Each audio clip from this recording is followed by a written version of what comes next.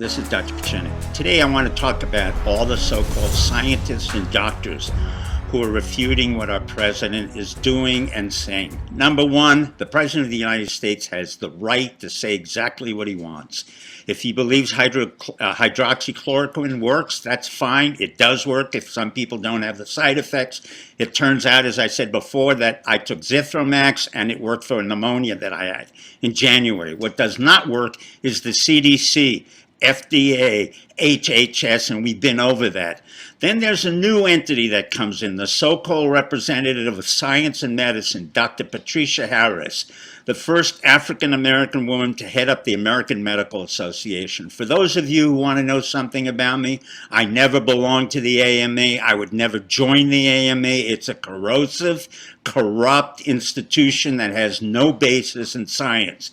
But Dr. Patricia Harris, nevertheless, was arrogant to say, oh, the president doesn't know what he's doing. He does know what he's doing. In fact, he's pumping in money into the administration. He's recommending hydroxychloroquine. He's recommending Zithromax, whatever works. And we don't have the time, 8 months to 1 year, to figure out what's going to work. But Patricia Harris, who happens to be board certified in psychiatry, would have failed if I, the board examiner, had asked her this question.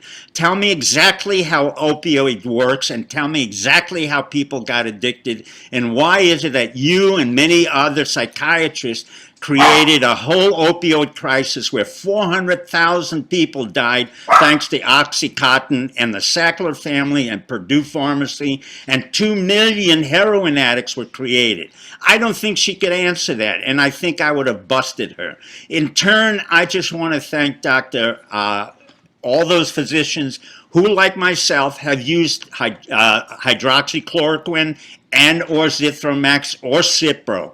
The basic point is that clinicians are based on an art. It's not necessarily a science. Certainly psychiatry is not a science. It's an art. And the President of the United States is doing the best he can do given the situation. He's working basically 24/7. He hasn't stopped. He keeps working. His children are working. His wife is working. That's a hell of a lot more, I could say, for Obama and Bush Jr. and the Clintons, who raped our administration and did absolutely nothing.